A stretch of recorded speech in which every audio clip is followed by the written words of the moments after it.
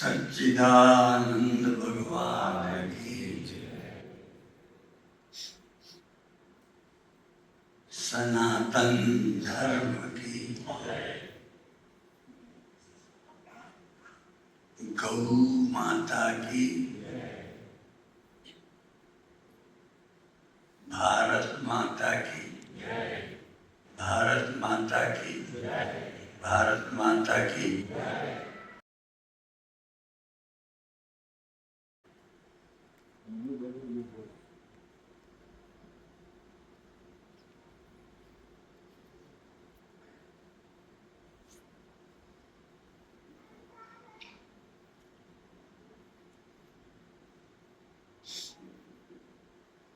आज स्वतंत्रता दिवस।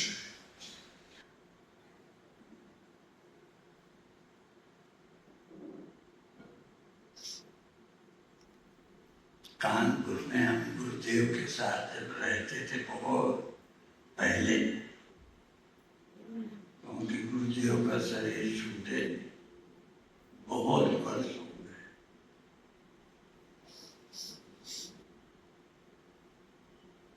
तो उस समय रक्षाबंधन पड़ गया था। रक्षाबंधन स्वतंत्रता दिवस एक दिन पड़ गए।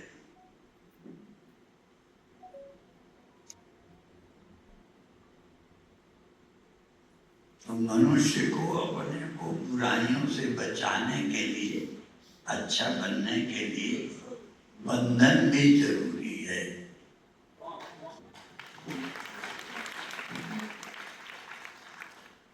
इसीलिए उसका नाम रक्षाबंधन।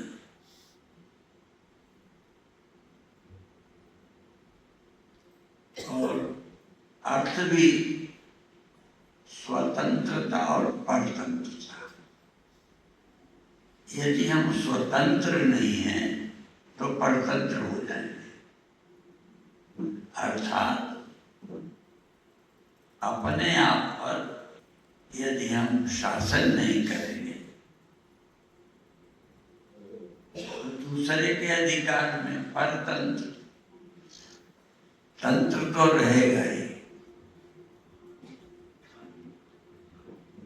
योगी साधु अच्छे लोग क्या होते हैं, वो अपने इंद्रियों को कंट्रोल में रखते हैं, स्वयं अपने को अधिकार में रखते, इसलिए स्वतंत्र। अपने आप को कंट्रोल में रखना, अपने आप को मर्यादा में रखना, ये तभी हमें तंत्र। तो स्वतंत्र माने हम अपने आप पर आप शासन करें। यदि ऐसा न करोगे तो दूसरे के अधीन, परतंत्र। चाहे हम किसी देश में जेल कब जाएंगे, जब हम अपनी स्वतंत्रता, अपने आप पर अंकुश नहीं रखा, अपने आप को रोका नहीं, कंट्रोल नहीं रखा, या अपनी इंद्रियों को गुलाम बना के नहीं रखा। स्वतंत्र अपने आप पर संयम रखना, स्वतंत्र। और यदि स्वतंत्र नहीं तो फिर दूसरा तुम पर हुकूमत करेगा, फिर परतंत्र। तो आज स्वतंत्रता दिवस है।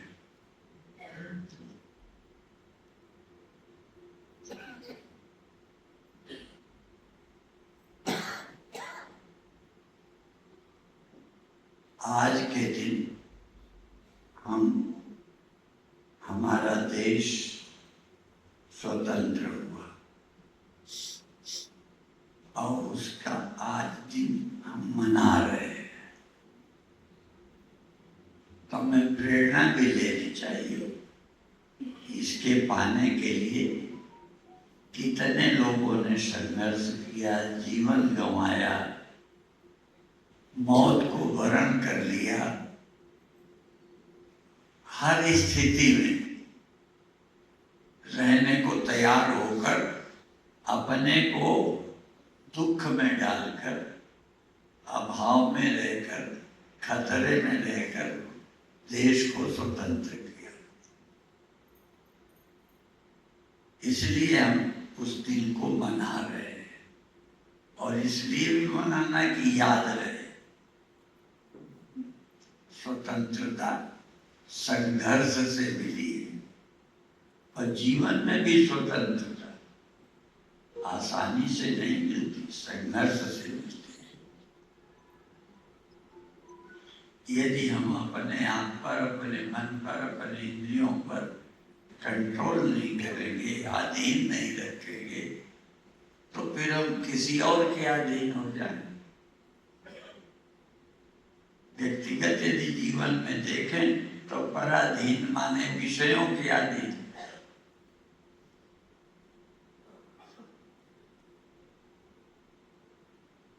हम किसी न किसी के अधीन हो जाते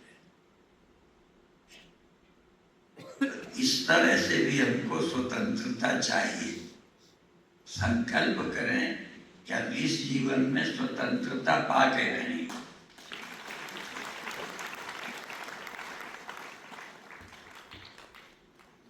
जिनके हम गुलाम हैं उनको हम गुलाम बनाएंगे।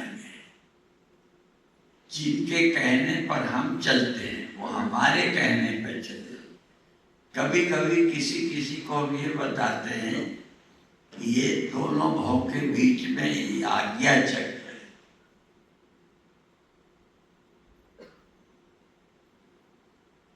जब हम मूलाधार से लगाकर स्वाधिष्ठान, मणिपुर, अनाहत और विशुद्ध, इन चक्रों को पार कर जाते हैं, विशुद्ध चक्र, तो आज्ञा चक्र पर पहुंचते हैं। तो क्या हो जाता है? आज्ञा चक्र के जगने का मतलब अब हमारी आज्ञा पर हमारी इंद्रियां चलेंगी।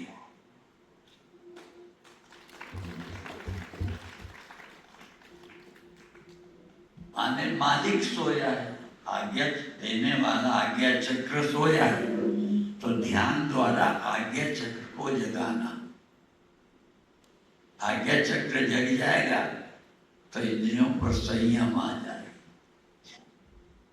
तो आप व्यक्तिगत जीवन में भी स्वतंत्र रहेंगे। हमें दोनों तरह की स्वतंत्रता, राष्ट्रीय जीवन में भी और वैयक्तिक जीवन में भी स्वतंत्रता चाहिए।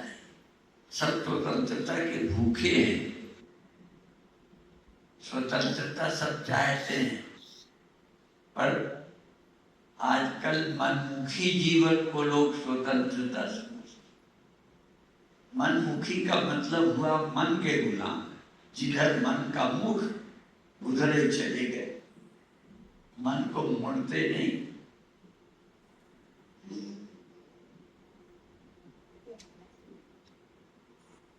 तो क्या करना है? कोई ऐसा संत मिले, कोई ऐसा संत मिले जो मेरे मन दिया बागा मोड़े, मेरे मन की दिशा, मन का मुख मोड़ दे। ऐसा कोई संत और मेरी प्रीति हरि नाल जोड़े।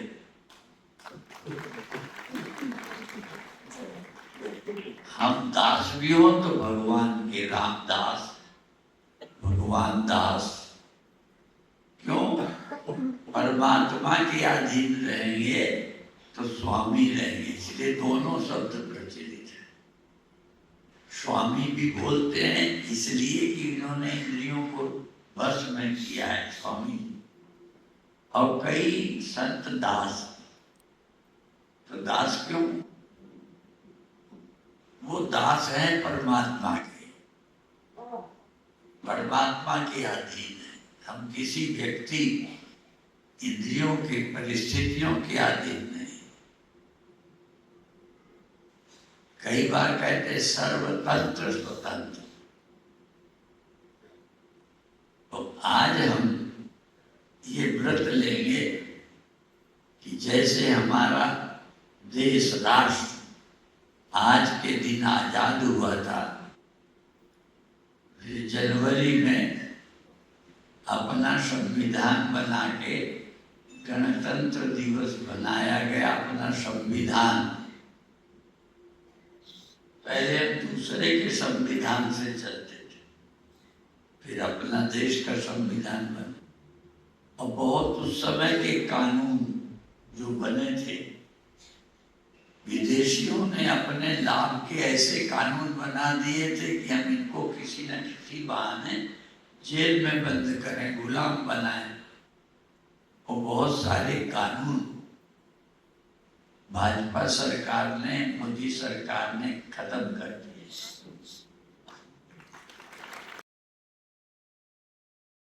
होंगे उनसे कोई ग्रंथ लिखवाओगे तो उसी तरह के लिखेंगे, उसको अच्छा मानेंगे, उसके पक्ष में बोलेंगे। और जब हम स्वतंत्रता का अनुभव करेंगे तो वैसा संविधान बनाए।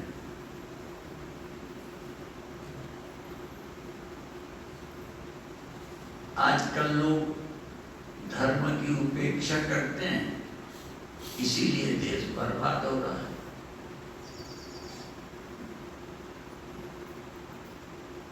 हम बचपन से विद्यालयों में भी ऐसी शिक्षा दें, अनुशासन की।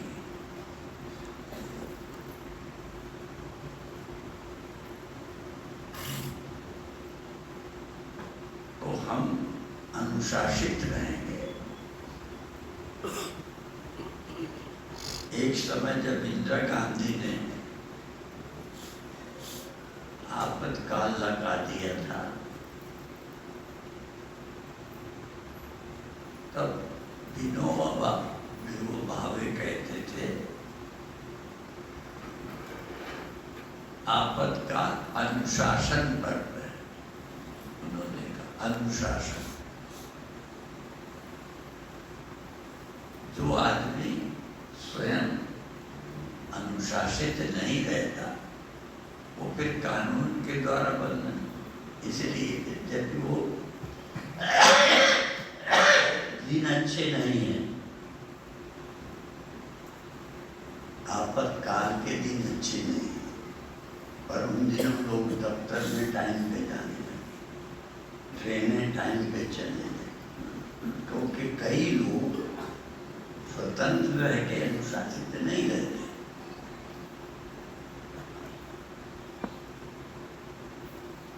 मनुष्य को ठीक चलने के लिए यदि स्वयं चलता रहे तो किसी ऐसे कानूनों की जरूरत है नहीं।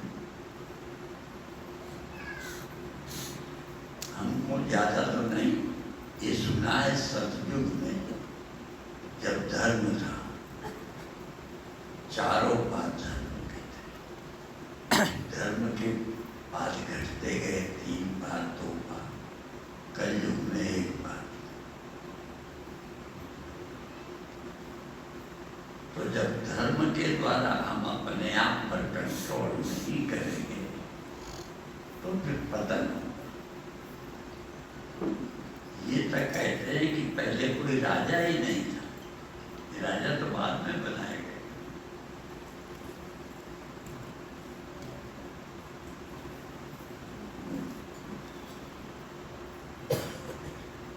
मनु ने बनाया, नियम बनाया। क्यों? पहले राजा ही कोई नहीं था, राजा की जरूरत ही नहीं थी। कल्पना करो, ऐसा भी समय जब राजा नहीं थे, जब प्रजा अपने आप धर्मपरायण थी, शास्त्र के अनुसार चलते थे, तो क्या जरूरत?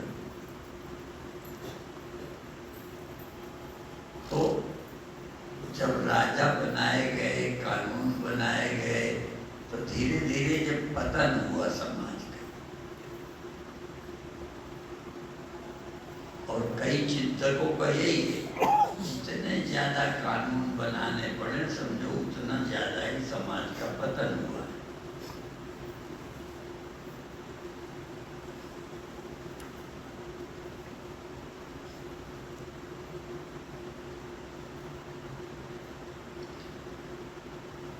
एक श्लोक कभी कभी हम बोलते हैं, मात्स न्यायेन अभिभूता प्रजा। जब बड़े लोग, तगड़े लोग, संगठित लोग किसी पर, कमजोर पर शासन करने लगे, तब मात्स न्यायेन अभिभूता प्रजा। मछली मात्स न्याय, बड़ी मछली छोटी को सताती है, सुना है, खा जाती है, हमें मालूम नहीं है। तो जब तगड़े लोग, ताकतवर लोग कमजोरों को कष्ट देने लगे, अपने लिए लाभ उठाने लगे, दुरुपयोग करने लगे, तो मात्स न्यायेन अभिभूता प्रजा वैवस्वत मनु राजानम चक्रिणे। तब वैवस्वत मनु को राजा बनाया। राजा गुलाम बनाने के लिए नहीं होता। ताकतवर लोग जब कमजोरों को सताते हैं तो सरकार होती है, राजा होता है कि वो बड़े लोगों को अंकुश में रखे। ये राजा बनाने का प्रयोजन कोई किसी पर अन्याय ना करे, और यही तो होता है। कोई अन्याय करता है तो केस बनते हैं, कोर्ट कचहरी है। यदि आप सब कुछ कोई गड़बड़ नहीं करते तो पुलिस आपको क्यों पकड़ेगी? ये सब चीजें जरूरत पड़ती गई क्यों? जो धर्म का राज। तो शुरुआत कब से हुई? जब मनुष्य मात्स न्याय से परेशान हुआ तो जनता ही ने राजा बनाया कि आप सबका क्या करें। राजा इसलिए नहीं होता कि किसी को सताए, बल्कि उसके पास ताकत होती है, इसलिए राजा बड़े लोगों पर कानून बनाकर रोक लगाती है, जिससे आदमी सब आनंद में रहे। वैवस्वत मनु, पहला राजा सृष्टि में वैवस्वत मनु हुआ। उसके पहले कोई राजा बनता ही नहीं, बनाने की जरूरत ही नहीं थी। और बनाया किसने? पब्लिक ने, जनता ने, कि भाई तुम हमारे यहाँ के मुखिया हो, हम सबका ख्याल रखो, कोई हम पर सता न सके, हम अपना आनंद से सब रह सके। तो राजा समाज के लिए ऐसा होना। इसलिए रामायण में एक चौपाई है, जासुराज प्रिय प्रजा, जासुराज प्रिय प्रजा दुखारी, सो नरक हुए नरक अधिकारी। जिसके राज्य में प्रजा दुखी रहे, प्रजा को दुख से बचाने के लिए तो राजा बनाया गया, कोई किसी को न सताए। और राजा ही किसी को सताने का मौका दे, सताए गए कि सुनाई न करे, तो राजा ही नरक का अधिकारी है। इसलिए कोई भी व्यवहार में भी, घरों में भी, परिवार में जो बुद्धिमान है, ताकतवर है, वो घर के लोगों को कंट्रोल रखता है। और ये बातें तो प्रचलित है। मुखिया, मुखिया भी घर का है, देश का है, राजा भी देश का मुखिया है। कोई परिवार का मुखिया है, कोई गांव का मुखिया है। मुखिया मुख सोचा ही, मुखिया मुख की तरह होना चाहिए। क्या करता है मुखिया? मुख सोचा ही, खान पान को एक, खाना पीना और पाल तुलसी पाले सकल अंग, सारे शरीर को ताकत पहुंचाता है मुखिया। तो राजा हो वो मुखिया है, उसे राजा बोलते हैं। प्रधानमंत्री आजकल बोलते हैं, सांसद विधायक और मुख्यमंत्री बोलते हैं क्रम से। तो उद्देश्य अच्छा था पर गड़बड़ होती जाती। कई बार कोई सरकार होती है, मुखिया होता है, तो अपने वोट के लिए, प्रजातंत्र में सबसे गड़बड़ी यही है। हर पद्धति में गड़बड़ है। राजतंत्र में जब राजा होता था तो एक गड़बड़ हो गया तो पता नहीं क्या करेगा। और प्रजातंत्र में ये है कि हमें वोट प्रजा से चाहिए, तो जिसकी संख्या ज़्यादा होती है, जो समाज इकट्ठा होता है, उसका ख्याल करती है सरकार। एक सरकारें ऐसी थी मुसलमानों का ख्याल करती थी। क्यों? उनका वोट इकट्ठा था।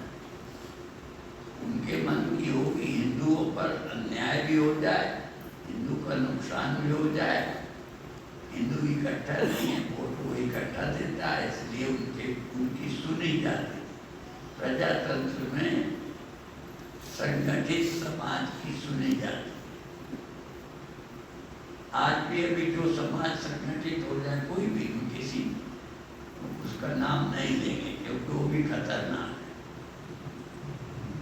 जैसे कानून बनाना हो, वो समाज इकट्ठा हो जाए, उनके मन का कानून बन जाए।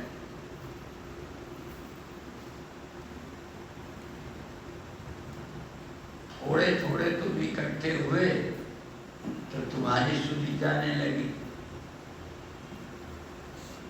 अभी भी कई पार्टी किसी की ज्यादा सुनते हैं, कई पार्टी किसी की ज्यादा सुनती है।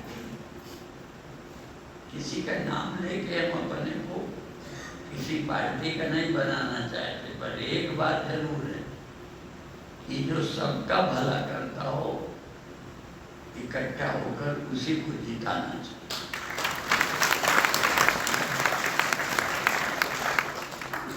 मोदी का नारा एक है, क्या है?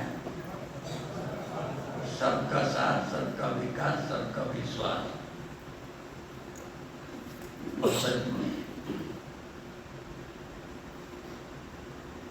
उन्होंने कोई सुविधाएं दी तो किसी मुसलमान को नहीं दी क्या?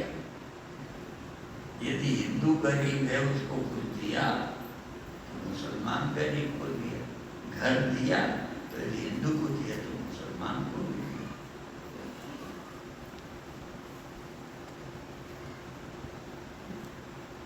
तो अभिप्राय है जो सबका ख्याल करे।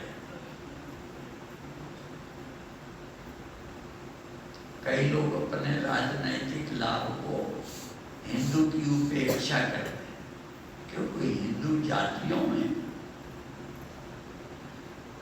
वर्ण आश्रमों में बंटा हुआ है।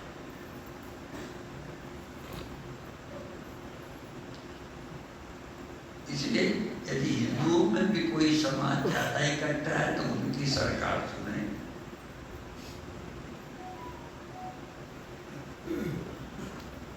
और आपको याद है कि नहीं याद है, हम भी छोटे थे तब से देखते हैं, इकट्ठा लोगों ने, भले सरकार ने नहीं किया, एक जगह हम सम्मेलन में गए, बहुत पहले की बात है, तो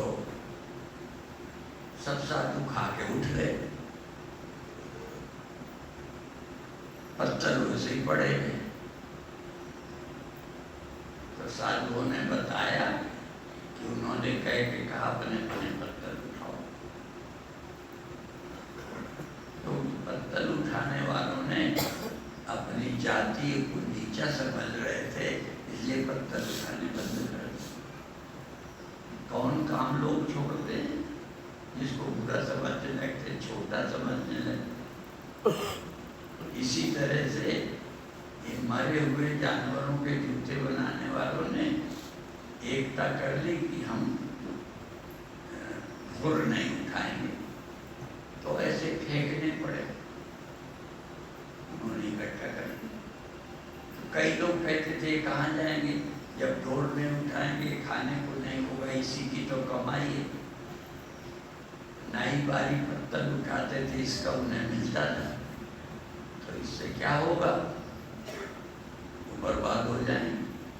कुछ लोग जो सोचते थे, पर उन्होंने इतनी एकता की, चाहे कष्ट हुआ पर एकता बनाए रखा तो सफल हो गए। तो मैंने बताया ना, हम साधु लोग भोजन करने गए थे तो उनके पत्तल किसी ने नहीं उठाए। साधुओं को कहा अपने अपने पत्तल उठा लो। उस सम्मेलन में मैं भी था। साधुओं ने जब बताया तो मैं पंक्ति में चला गया, नहीं तो हम थोड़ा संतों में पूज्य थे तो लोग हमको बताने लगे। तो हमने कहा आज हम भी जाएंगे। हम भी पंक्ति में बैठ गए और खाने के बाद साधुओं को कहा अपने अपने बर्तन कोई नहीं उठाएगा। मैंने उठाना शुरू किया। अब मैं क्योंकि वहाँ पर पूज्य था तो जिन लोगों ने कहा था उठा लो अपने अपने, उन लोगों को भी अच्छा लगे। नहीं, मैंने पत्तल उठाना शुरू किया तो मेरे हाथ पकड़े, पत्तल तभी नहीं पकड़ा।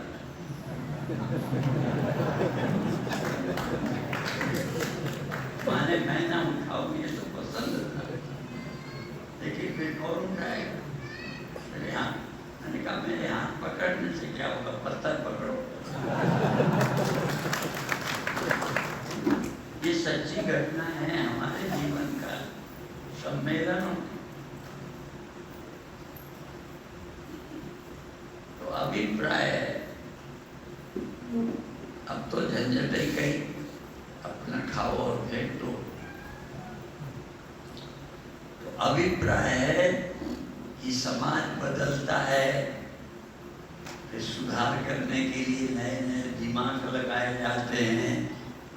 क्या करें, अब राजनैतिक पार्टियां भी सोचती हैं क्या करें कि इकट्ठा हमें वोट दें।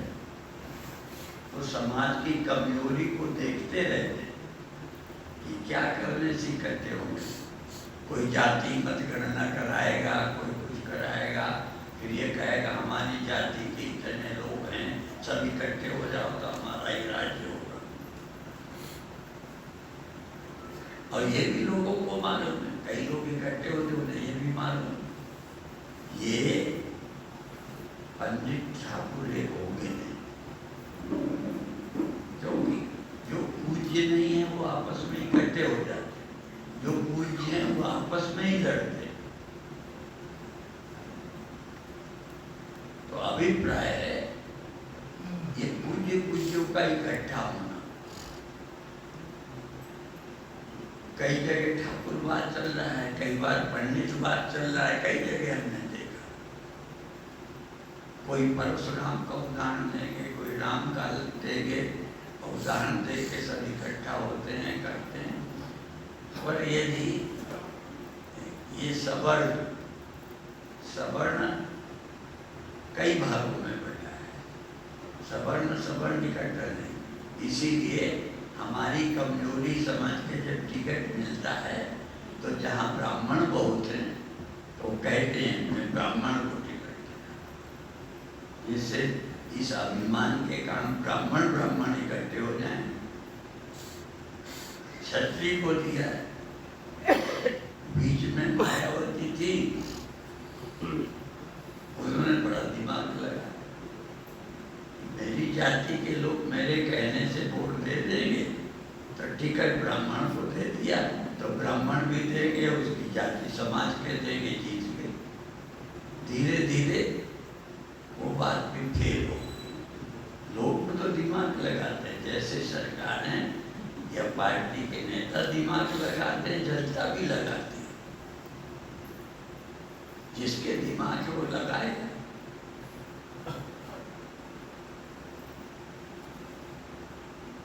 तो जानते हो कितना अच्छा नारा था मायावती का, याद है कि तिलक, तराजू और तलवार। तिलक माने पंडित, तराजू माने बनिया, तलवार माने तिलक, तराजू और तलवार, इनको मारो जूता चार। इस नारे से वो लोग जो पिछड़े थे वो इकट्ठे हो गए, एक तो चुनाव में जीत गए। तो इस तरह से, पर सब उनका भला तो हुआ नहीं। तब धीरे धीरे लोग बढ़ गए और पंडित को अपने साथ रखा था। नेता बहुत दिमाग लगा। नेताओं को समझना भगवान से ज्यादा कठिन है।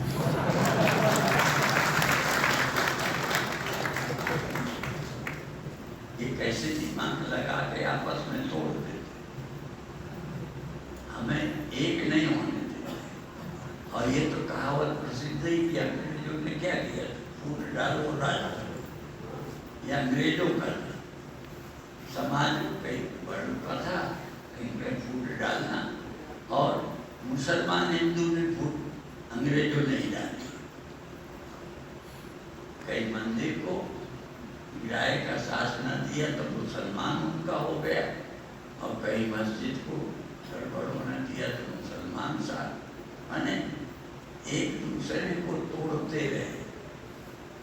अंग्रेज ने मुट्ठी भर थे, कितने लोग हमारे देश पर कैसे शासन कर गए, क्योंकि हमको एक नहीं होने दिया। अभी अभी धार का एक हिस्सा आया है, तो किसी एक मुसलमान नेता ने कहा तुम कैसे ही मतलब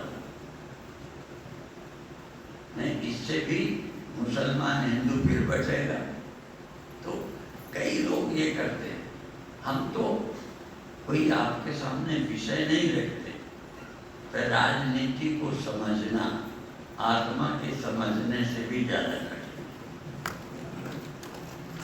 अभी आपको आत्मा नहीं समझ आती है, रोज समझाते हैं। तुम भूख दो, क्यों? तुम मन से प्रभावित हो, इंद्रियों से प्रभावित हो, देह से प्रभावित हो, तो तुम्हारी समझ अलग है। हम कहते तुम देह नहीं हो, ना हम देह हो, हम आत्मा, हम देह नहीं है, आत्मा। मनोबुद्धि अहंकार चित्तानि नाम, मैं मन बुद्धि चित्त अहंकार नहीं, ये हैं पर ये मैं नहीं हूँ। और इनको अपना बना लिया, फंस गए। तो वेदांत क्या कहते हैं? मनोबुद्धि अहंकार चित्तानि नाहम्, न च श्रोत्र जिह्वे न च घ्राण नेत्रे न च व्योम भूमिर्न तेजो न वायु चिदानंद रूपा। अब यदि इनसे प्रभावित रहोगे तो शिवोहम शिवम, जो मन चंगा तो कठौती में। अरे हमेशा मस्त रहना है तो मन को मोड़ो, आत्मनिश्चय कर लो, शुद्ध। मदाल साहब अपने बच्चों को सब शुद्धोषि बुद्धोषि निरंजनोषि। छोटे बच्चे को जाति पाति ये वो नहीं बताते, छोटे बच्चे को कहते तू शुद्ध है, तू बुद्ध है, तू मुक्त है।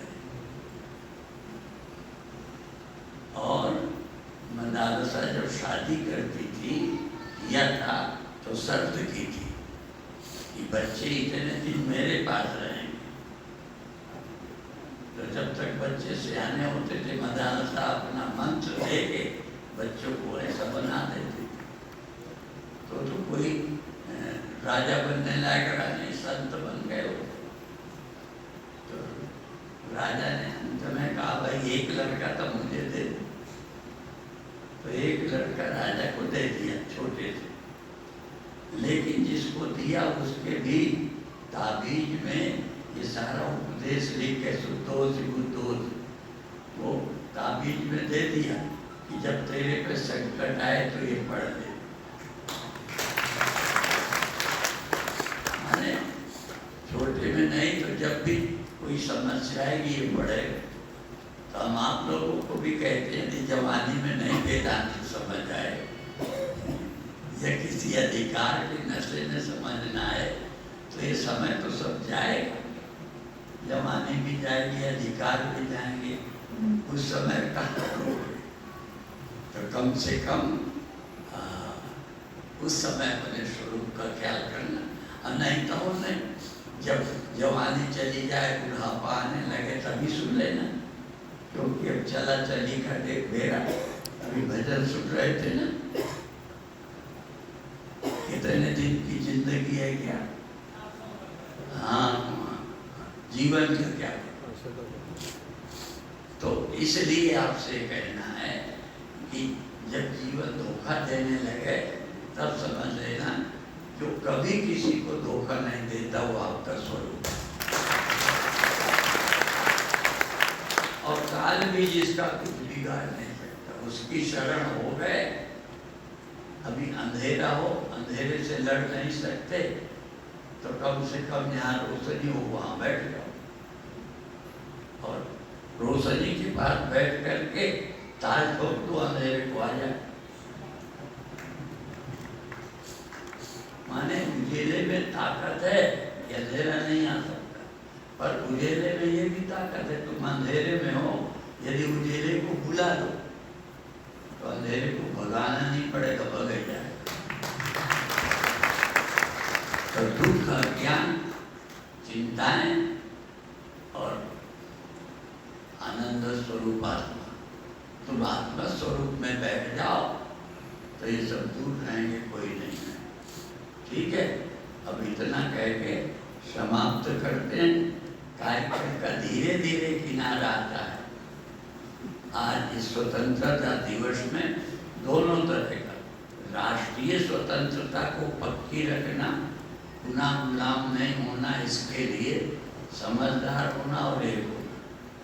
ना समझो कि एकता क्या है, समझदार।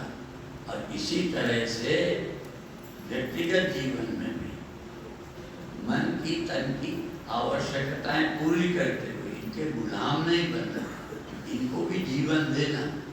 लोग कुत्ते भी पालते हैं, जानवर भी पालते हैं, तो उसका लाभ ही उठाते हैं।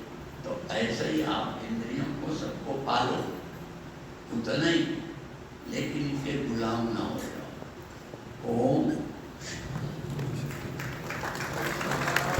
मन की माया टारती मिलती है, मन की माया टारती मिलती है, मिलती है सतगुरु आरती मिलती है। त्वमेव बन्धुश्च सखा त्वमेव, त्वमेव विद्या द्रविणं त्वमेव, त्वमेव सर्वं मम देव देव। गौ माता की, गंगा माता की, भारत माता की, भारत माता की, भारत माता की, सत्य सनातन धर्म की, सत्य सनातन धर्म की, सत्य सनातन धर्म की।